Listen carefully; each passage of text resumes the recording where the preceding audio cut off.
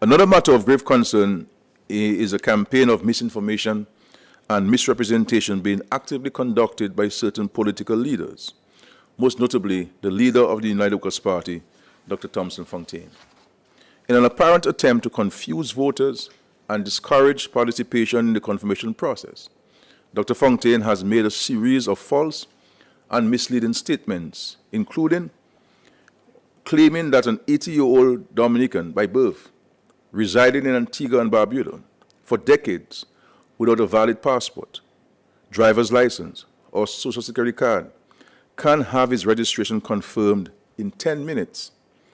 This is false and misleading, and Dr. Fontaine knows this.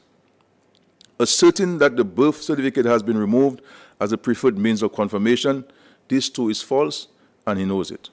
Stating that he has written to and met the Electoral Commission regarding confirmation issues, I am advised that this claim is untrue, and Dr. Fontaine knows that is untrue. Alleging that he possesses confessions from persons who voted multiple times in 2019, yet to date he has not produced a single piece of evidence on this, nor reported these alleged crimes to law enforcement or the electoral office. This too is a baseless and irresponsible statement. And if you are an aspiring leader of a country, and you're a leader of a party, and you have evidence that a criminal act was conducted, multiple criminal acts were conducted, and you have yet to report it to anybody, on October 16, 2025, Dr. Fontaine publicly pledged that his party, the United Workers' Party, will provide assistance to, and I quote, those who do not have any of the IDs that are required, that is passport, driver's license, social security cards. The idea is not to leave any single person behind. We need every single vote, and we will do everything possible. That is, the United Workers' Party will do everything possible to ensure that our supporters have the IDs that they require to be able to get the confirmation, end of quote. That's what Dr. Fontaine said on October 16, 2025, that his party and himself will facilitate all his supporters, those who do not have IDs, to get their IDs so that they can get confirmed. However, by November 16, 2025, he reversed his position, alleging that the Dominican Labour Party was, and I quote, offering to pay for passports for supporters, calling it, and I quote, naked manipulation, end of quote. And a quote from Dr. Fontaine, a violation of the country's laws, end of quote. Such dangerous political flip-flopping only serves to erode public confidence. Public confidence. That's November 6, sorry. November 6, he said this. So the first statement was on October 16th, and the second was November 6th.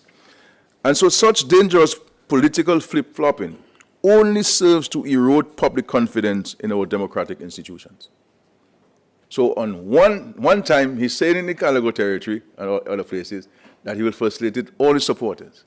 And next time, a month later, he's saying that that which the Labour Party is engaged in, the same thing he said he will do, he says it is contrary to the violation of the country's laws.